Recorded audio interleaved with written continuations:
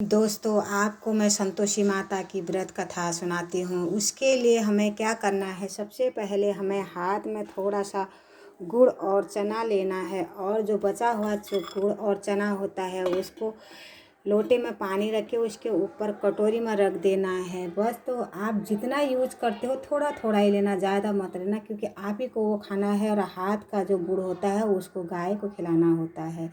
इसलिए भक्तों, कोशिश करना कि ये बच्चों से इसको दूर रखना। इससे क्या होता है कि बच्चे ना खा पाएंगे और हमारा व्रत भी इससे भंग नहीं होगा। दोस्तों, अब कथा शुरू करती हूँ। बोलो संतोषी मैया की जय, गजानन गणेश भगवान की जय। एक बुढ़िया थी, उसके 7 पुत्र थे, 6 कमाने वाले थे।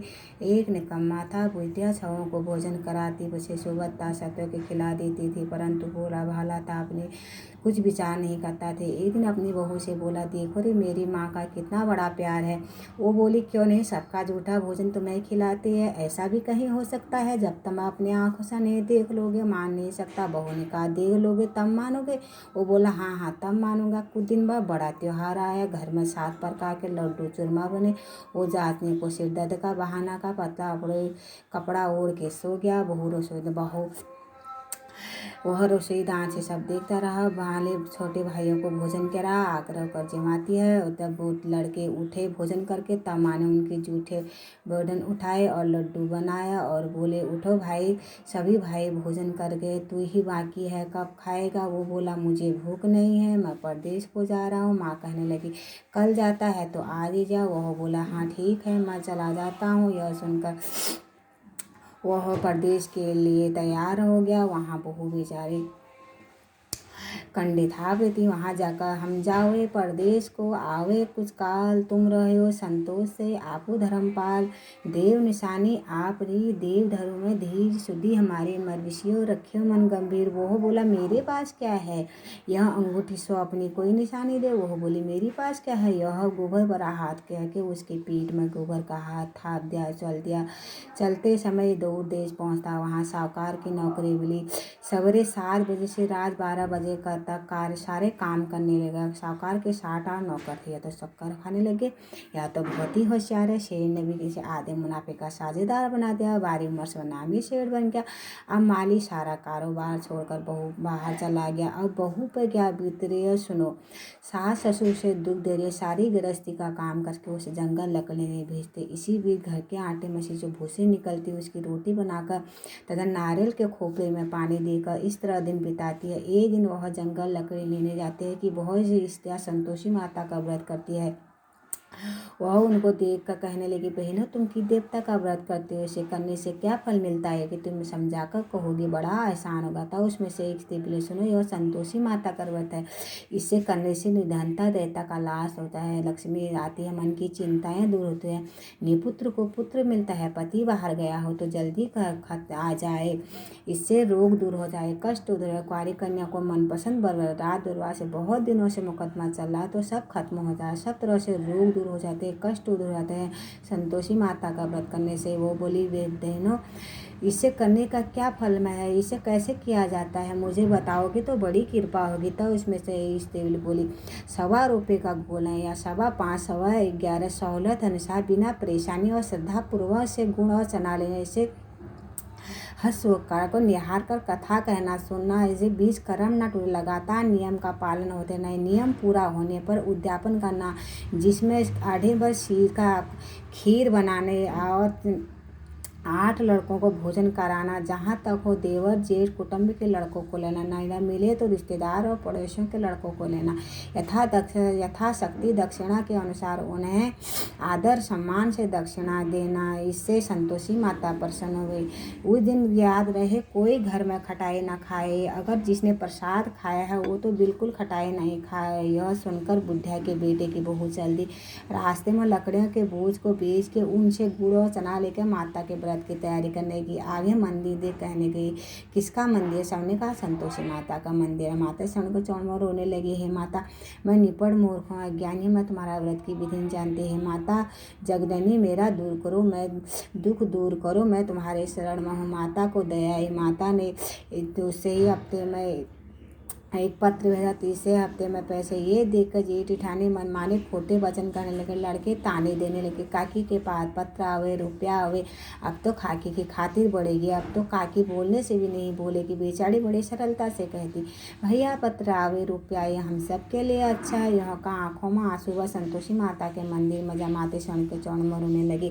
हे माता, मुझे पैसों से क्या काम, मैं तो अपने स्वामी के दर्शन और सेवा मांगती। तब माँ ने प्रसन्न होकर, जा पुत्री तेरा पति आएगा। प्रसन्नता से बावली होकर काम करने लगी। अब माता विचार करने लगी, ये भोली को पुत्री को तो मैंने कह दिया कि तेरा पति आवे, आवे कहाँ से, वह तो ऐसे सपने में भी याद नहीं कसा। उसे याद दिलाना मुझे जाना पड़ेगा। इस तरह बुढ़ा के बेटे के सामने में प्रकट होकर कहने लगी, साहूकार के बेटे सोता है या जागता है? बोला, सोता भी नहीं जागता भी नहीं, बीच में हूँ, कहो क्या माँ आज्ञा है। माँ कहने लगी, तेरा कोई घर बार है क्या? नहीं, क्यों नहीं? माँ बाप भाई बहन बहू क्या कमी है? माँ कहने लगी, भोले पुत्र तेरी बहू कष्ट उठा रही है, माँ बाप उसे दुख दे रही है। वो सारे गृहस्थी का काम करके जंगल लकड़ी ले जाती है। इसी भी घर के आटे में से जो भूसी निकलती है उसकी रोटी बना के तथा नारियल के खोपड़े में पानी देकर इस तरह दिन व्यतीत कर रही है। वो बोला, जानता हूँ जाऊँ कैसे, परदेश की बात है, कोई लेन देन का हिसाब नहीं, कोई जाने का रास्ता नजर न आता, कैसे चला जाऊँ? मेरी बात मान। सवेरे नहा धोकर संतोषी माता को दंडवत का घी का दीपक जला, दुकान पर बैठ, देखते देखते तेरा जमा माल बिक जाएगा। वह सवेरे उठा, सबको सपने की बात कहने लगा। सब ने अनसुनी कर दिल लगी उठाने लगे, कहीं सपने भी सच होते हैं। एक बूढ़ा बोला, देख भाई, सांझ झूठ के बदले में पिता ने जैसा कहा है वैसा कर, तेरा क्या जाता है। वह बूढ़े की बात मान स्नान का संतोषी माता को दंडवत का घी का दीपक दिखाकर दुकान में बैठता। थोड़े देर में देखता है कि सामान में कोठे पर सामान का नकद दाम में सोजा होने लग गए। सांझ होते ही धन का ढेर लग गया। यह चमत्कार दो घर के जाने वास्ते वह गन्ना कपड़ा खरीद लेगा, वहाँ के काम को निपटा कर घर को रुआना। वहाँ बहू बेचारे घर से लकड़ी लगते आती है भारी। आते वक्त माता के मंदिर में आती है वो, तो उसका रोजाना रुकने का स्थान है। दूर से धूल उड़ती माँ से पूछती है, माँ ये धूल कैसे उठ रही है? माँ कहने लगी, भोली पुत्री तेरा पति आ रहा है। अब ऐसा कर, लकड़ियों की 3 बोझ बना, एक मेरे मंदिर में नदी किनारे तेरे पति को लकड़ी इकट्ठा देकर मुँह पैदा होगा। वह नाश्ता पानी खाकर गाँव जाएगा। तब भारी बोझ को आंगन में जा जोर से 3 आवाज़ देना, लो सासू जी लकड़ी का गट्ठा लो, भूसे की रोटी दो, नारियल के खोपड़े में पानी दो, आज मेहमान कौन आए? इतने में अच्छा माता कह के लकड़ियों के 3 गट्ठे ले एक माता के मंदिर में नदी किनारे। इतने में एक मुसाफिर आया। उसे इच्छा हुई कि यही भोजन कर विश्राम कर गाँव जाए। इस तरह भोजन किया, विश्राम किया, गाँव को गया, सबसे प्रेम से मिला। उसी समय बहू बेचारी भारी बोझ को लेकर आती है। आंगन में डाल जोर से 3 आवाज़ देती है, लो सासू जी लकड़ी का गट्ठा लो, भूसी की रोटी दो, नाले के खोपड़े में पानी दो, आज मेहमान कौन आया है? इतने में उसकी सास बाहर आते हुए देह कष्टों को भुलाने ही कहती है, बहू ऐसा क्यों कहती है? तेरा ही तो मालिक आया है, आ बैठ, मीठा भात खा, भोजन कपड़े पहन। उतने में आवाज़ सुन उसका स्वामी बाहर आ जाता है। व्याकुल हो उसे देख कहता है, माँ ये कौन है? माँ कहने लगी, भोले पुत्र ये तेरी बहू है। आज 12 वर्ष हो गए हैं जब से ये तू गया, तब से सारे गांव में जानवरों की तरह भटकती है, काम काज कुछ करती नहीं, आकर 4 पैर का खा जाती है। अब तुझे दी कर भूसी की रोटी और नाल के खोपड़े में पानी मांगती है। वह लज्जित हो, मैंने इसे भी देखा तो मैं भी देखा, अब मुझे दूसरे घर की चाबी दो, तेरी जैसी मर्जी कह के माँ ने गुच्छा पटक दिया। वह गुच्छा को लेकर खोल कर सारा सामान जमाए। एक ही दिन में राजा की तरह ठाट बाट होने लगे। अब क्या था, वो दोनों सुखपूर्ण होने लगे। इतने में अगला शुक्रवार उसने कहा, मुझे माता का उद्यापन करना है। पति ने कहा, खुशी से करो। उद्यापन की तैयारी करने लगी। जेठ के लड़कों को भोजन के लिए कहने गया, मंजूरी किया। पीछे जेठानी ने सिखा दिया, देखो रे, भोजन से पहले जिसका उद्यापन खटाई माना, जिसका उद्यापन पूरा न हो। लड़के आए जिमाए, खीर पे भके खाए, लेकिन याद आती खीर खाना हमें नहीं भाता, देख कर हमें अरुचि होती है, हमें कुछ खटाई दो। बहू ने कहा, खटाई किसी को नहीं दी जाएगी। वो लड़के उसी समय खड़े होने लगे। बहू ने बोले, पैसे दो। बहू को नहीं जानती सो उन्हें पैसे दे लेके लड़के उसी समय दुकान में से इमली खाने लेके। यह देख कर माता को कूप हुआ। राजा के दूत उसके पति को पकड़ के ले गए। जेठ जेठानी मनमाने खोटे वचन कहने लगे, लूट लूट के धन इकट्ठा किया है, अब मालूम पड़ जाएगा जे जेल की हवा खाएगा। बहू को यह बात सहन नहीं हुई। वह रोते रोते माता के मंदिर में जा माता शरण की चौड़ में रोने लगे। हे माता, तुमने यह क्या क्या हंसा कर अब मुझे क्यों रुला रही हो? माँ कहने लगी, भोली पुत्री तूने उद्यापन करके मेरा व्रत भंग किया है। इतनी जल्दी सारी बातें भूल गई हो। बोली भूली तो नहीं कोई मैंने अपराध किया, मुझे तो लड़कों ने भूल में डाल दिया। माँ अब भूल नहीं होगी, बतलाओ कैसे आएंगे। माँ कहने लगी जा पुत्री, तेरा पति तुझे रास्ते में आता होगा। और पति को आता देख कहने गई कहाँ गया था। बोला इतना धन कमाया कि उसका टैक्स राजा ने मांगा था, उसे भरने गया था। कुछ दिन बाद फिर अगला शुक्रवार है।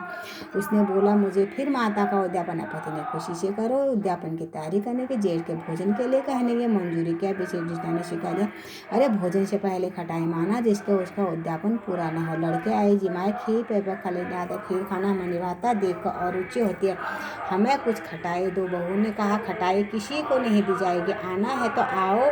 वह ब्राह्मणों के लड़कों को ले आई, यथाशक्ति जगला के जगह पर उन्हें एक एक फल दे दिया। इससे संतोषी माता प्रसन्न हुई। 90 मास में से 9वां समान पुत्र हुआ।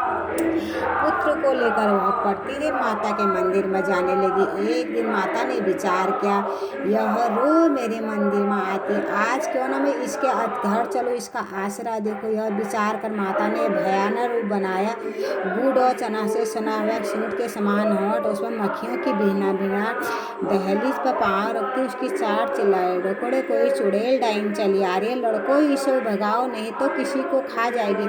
लड़कियां चिल्लाकर खिड़कियां बंद करनी। बहू सोदान से प्रसन्नता से बावली होकर चिल्लाने लगी आज मेरी माता मेरे घर आई है, आज मेरी माता मेरे घर आई, आज मेरी माता के में सास का क्रोध फूल पटक। देखो रे कैसे उतावली हो रही, जो बच्चों को भी पटक दिया। बोली माँ जी मैं जिनका व्रत करती हुई संतोषी माता है कह के झट से साड़े किवाड़ खोल दिया और जहाँ तहाँ बच्चे ही बच्चे नजर आने। सबने संतोषी माता के चरण पकड़ लिए और विनती करने लगे हम निपट मूर्ख हैं, अज्ञानी, हमने तुम्हारा व्रत भंग करके बहुत बड़ा अपराध किया है। माता हमारा अपराध क्षमा करो।